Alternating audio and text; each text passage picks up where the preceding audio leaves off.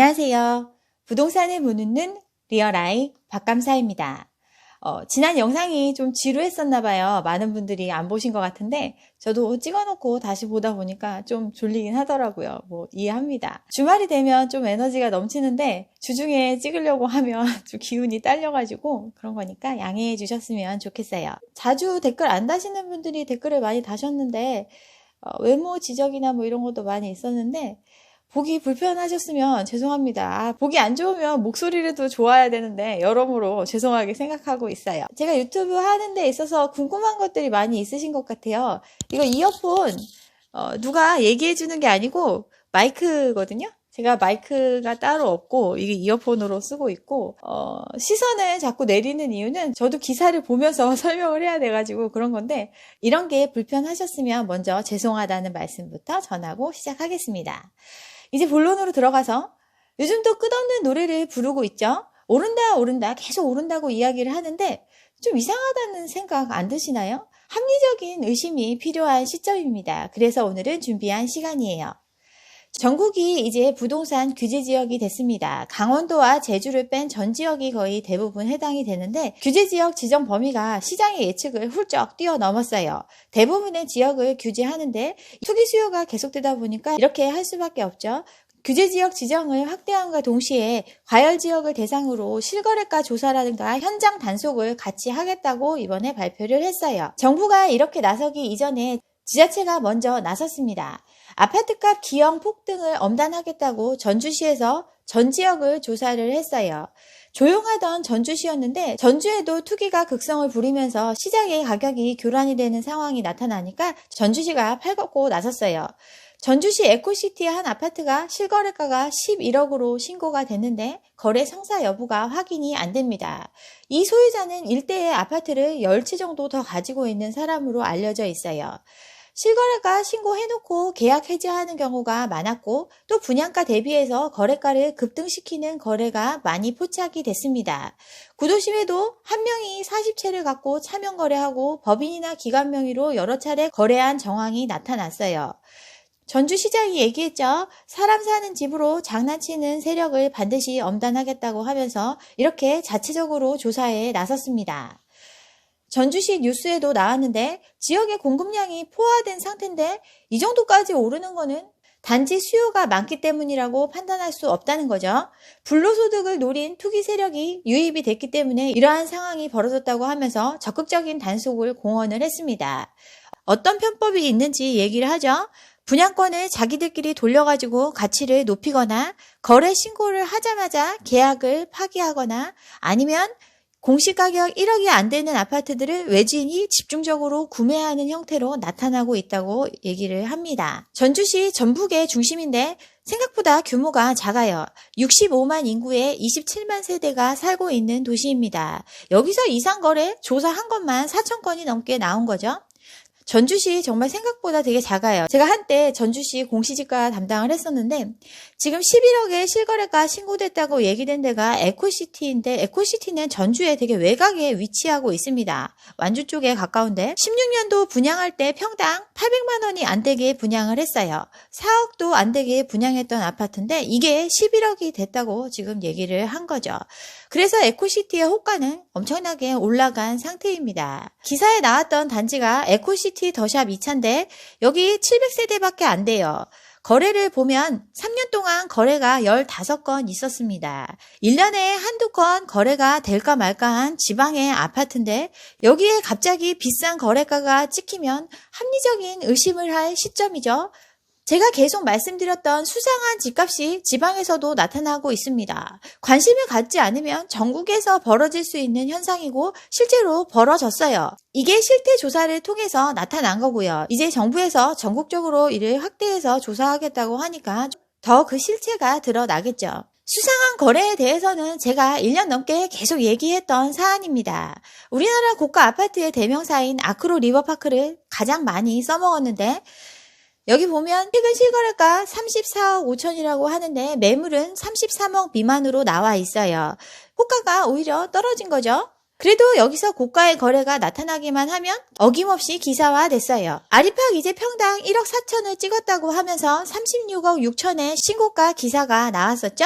지난 영상에서도 말씀드렸는데 그 이후에 거래된 5건 중에 4건이 30억 거래인데 이 36억 6천의 거래만 가지고 기사를 썼어요. 일반적이지 않은 고가 거래를 기사화함으로써 사람들한테 정말 아파트값이 많이 오르고 있다라고 인식을 시킵니다. 이게 이번만 있었던 일이 아니죠. 계속 이러한 기사들에 노출이 되어 있었습니다. 작년 10월에 34억 거래, 이것도 기사화됐어요. 당시에 30억 넘는 거래가 거의 없었는데 34억, 평상시보다 5억이나 높은 거래가 찍히고 이게 기사화된 거죠. 그러면서 평당 1억 시대 공식에 진입을 했다고 대서특필했습니다. 평당 1억 기사는 한 달에 한 번꼴로 거의 매번 나왔습니다. 평당 1억을 공식화하는 방법이죠. 사람들은 어느새 강남의 아파트가 평당 1억 하는 게 당연하다고 여기고 있어요. 또 최근에 기사가 나왔죠. 집값 전쟁으로 아리팍이 3년 새에 15억 5천이 상승을 했다고 나왔습니다. 이러한 기사를 보면 집값 상승은 당연한 결과고 집으로 돈 벌어야지 다른 걸로 돈 벌 생각하면 안 된다. 각인되고 또 그 생각을 강화하는 효과를 가져옵니다. 탐욕에 동참하라고 촉구하는 내용이기도 하죠. 그런데 여기 보면 17년 5월과 10월을 비교를 했어요. 3년 단위도 아니고 그냥 입맛에 맞는 시기를 갖다 쓴 거죠. 더 많이 올랐다, 더 오른다를 강조하기 위해서 이러한 기사들을 씁니다. 아리팍뿐이 아니죠. DH자의 개포, 여기도 평당 1억이라고 기사가 나왔죠. 평상시에도 거래가 거의 없었는데 갑자기 5억이나 높은 거래가 찍혔어요. 그 이후에 이제 거래는 없습니다. 지금 매물은 그때 말했던 금액보다 3억이나 떨어진 금액으로 많이 나와 있는데 이거 기사화됐고 개포도 1억이 당연한 것처럼 사람들한테 이야기를 했어요. 블레스티지, 레미안 포레스트, 개포 인근에 있는 단지들 다 지금 매물 27억대에 나와 있죠. 그런데 거래는 없습니다. 블레스티지 10월의 마지막 거래를 이후로 거래가 안 돼요. 레미안 포레스트도 8월의 거래 이후로는 거래가 없습니다. 돈 있는 사람이 없어요. 비싼 것만 얘기한다고 하니까 김포 비규제 지역 호재를 맞은 아주 대단한 지역이죠. 중대형 아파트가 10억을 돌파했다고 하고 규제를 안 하기 때문에 집값이 폭등하고 있다고 연일 기사가 나왔던 지역이에요. 그런데 이제 조정 대상으로 지정이 됐죠. 거래가 완전히 끊겼어요. 거래량이 10분의 1로 줄었는데 신고가가 올랐다고 실수요자는 여전히 매수하고 있다고 기사가 나옵니다. 내가 반값도 안 되게 분양받은 거 이거 싸게 산 거고 당신은 이제 제값 주고 사라고 얘기하는 거죠. 그리고 그거 사면 그게 돈 버는 거라고 실수요자들한테 사라고 이야기하고 있어요. 호가 올려놓고 끝이죠. 거래량 10분의 1로 줄은 거 그만큼 사람들 바보 아니기 때문에 안 사고 있는데 그래도 사고 있는 사람들 영끌 갭 투자하는 불인이들이 이거 사고 있습니다. 양주 제가 지난번에 얘기했었던 지역인데 20대도 줍줍에 동참을 했다고 합니다. 규제 지역이라서 미분양이 잔뜩 났던 지역이죠. 그런데 규제가 해제될 거라는 소문이 퍼지면서 20대도 지금 여기 가서 집 사고 있다고 해요. 양주 옥정 1차 대박 노블랜드 예를 들면서 분양권에 억대 프리미엄이 붙었다고 지금 기사가 나왔어요. 양주 제가 지난번에 말씀드렸는데 정말 실수요 위주의 시장이라고 말씀을 드렸고 그래서 아무리 수상한 거래가 찍혀도 다시 원래 가격으로 회귀하는 현상이 보인다고 그런 지역이라고 말씀을 드렸는데 옆에 분양을 하고 있으니까 당연히 고가 거래가 찍히죠. 11월에 한 번, 12월에 한 번 5억이 넘는 거래가 찍힙니다. 옆에 4억도 안 되게 분양하고 있는데 미분양 나고 있어요. 지금 이거보다 더 신축인 아파트가 4억도 안 되게 팔고 있는데 안 팔리고 있는 상황입니다. 그런데 이걸 지금 줍줍하고 있는 거죠. 20대가 주워간다는 미분양 난 신축 여기 3차 아파트죠. 양주 신도시 2기 신도시입니다. 분양도 잘 안 되고 사람들이 많이 안 가고 하니까 계속 사업이 늦어져가지고 지금껏 하고 있는데 다 지어지고 나면 16만을 수용할 예정이에요. 지금 이미 입주한 세대들이 많이 있는데 이것까지 포함해서 양주시 인구는 23만 명입니다. 아직도 집을 짓고 있고 아직도 분양을 하고 있고 앞으로도 분양할 집들이 있는데 집은 계속 짓고 있는데 사람은 못 만들어내죠. 사람은 원한다고 만들어낼 수 있는 게 아니에요. 인구는 줄고 있는데 지금 집은 계속 지어지고 있어요. 부동산도 재화이기 때문에 수요와 공급에 의해서 가격이 결정이 됩니다. 그런데 제가 말씀드렸죠? 아무리 많이 공급을 해도 수요가 급격하게 늘어나면 계속 부족하다고 느낄 수밖에 없어요. 그런데 실수요만 있을 때는 남아도는 게 집이었습니다. 가수요를 차단하면 집이 남아도는 게 현실이에요.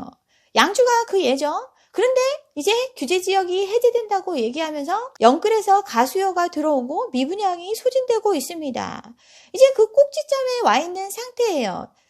그동안 수년간 이렇게 부추겨서 수많은 사람들이 수요로 참여를 했는데 이제 30대도 모자라서 이제 끌어들일 게 20대밖에 없죠. 그 영끌이들, 불인이들이 다 들어와서 양주의 미분양을 사줬습니다. 정말 가장 극단에 와 있는 상황이죠. 수요의 종말이라고 볼 수 있어요. 그만큼 많은 지역의 거래가 끊겼습니다. 고덕 재건축을 통해서 엄청나게 많은 세대가 공급이 됐는데 고덕 아르테온 한번 볼까요?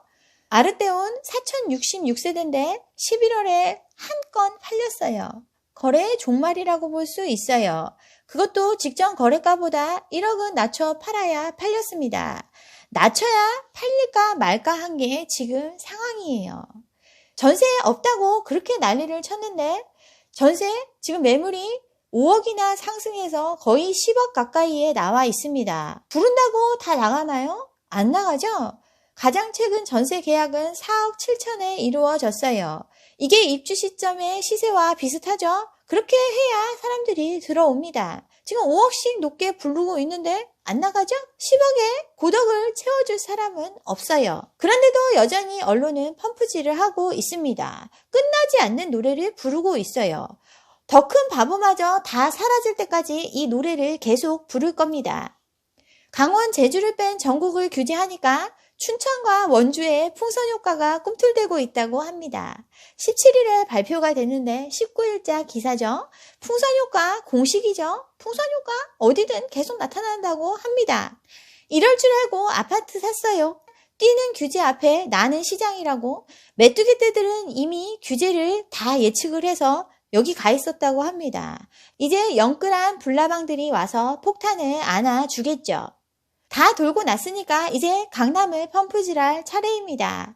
중대형 아파트가 평당 1억 시대에 돌입했다고 똘똘한 채 열풍이 불고 있다고 기사가 나왔네요. 돌고 돌아서 다시 똘똘한 채 평당 1억 기사가 나오고 있어요. 근데 이거 사줄 사람이 없어요. 왜 의심을 안 하죠? 현실은 굉장히 심각한데 이 상황을 젊은 사람들은 의심하지 않나 봐요. 나만 거지가 된 게 아니고 정말 사람들이 돈이 없는 게 현실인데 왜 끝없이 오를까? 정말 그 가격이 맞을까? 이런 거에 대한 의심은 추워도 없습니다.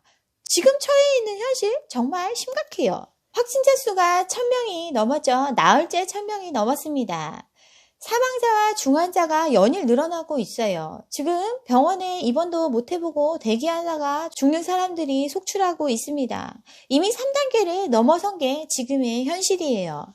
3단계가 넘어섰는데도 셧다운을 못하고 있죠. 3단계 했을 때는 203만 곳이 타격을 받고 경제에 심각한 피해가 예상되기 때문에 이거 못하고 지금 이러고 있습니다. 실물 경제의 불확실성은 계속 확대되고 있어요. 계속 돈 찍어내서 돈 많고 자산 가격 오른다고 계속 떠들고 있는데 우리나라 바람 앞에 등불과 같습니다. 거리두기 3단계 가능성 때문에 환율이 약달러 상황에서도 또 올라갔어요. 통화 스와프를 2차 연장을 했죠. 재확산에 따른 불확실성에 선제적으로 대응하기 위해서 지금 연장을 했습니다.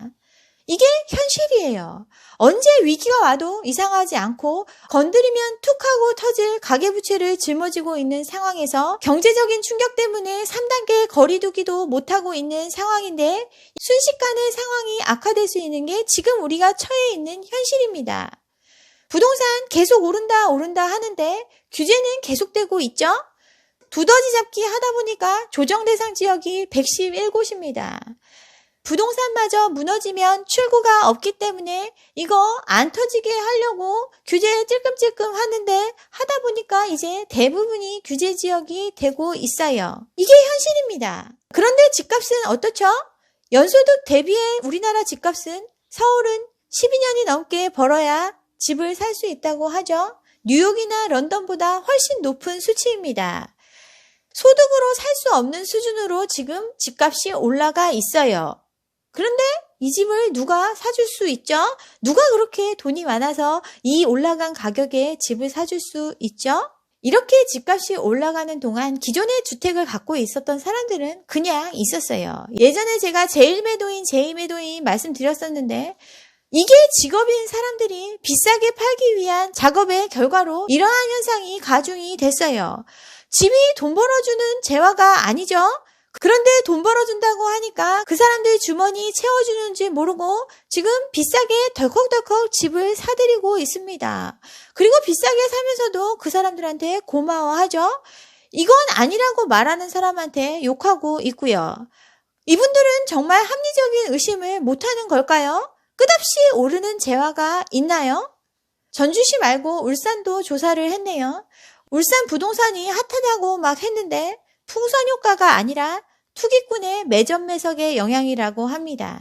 고가의 아파트 단지를 잔뜩 사들여서 8억짜리를 12억에 거래했다고 소문을 내고 10억에 되팔았습니다. 제2매도인이면 충분히 할 수 있는 일이라고 말씀드렸죠. 그게 이렇게 사실로 드러나고 있습니다. 어려운 시기에 더 큰 바보가 되는 우를 범하지 않으셨으면 좋겠습니다.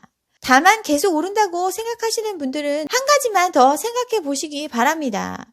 정말 내가 사실에 기대서 더 오를 거라고 생각하는지 합리적인 의심을 가져야 되는 시점입니다.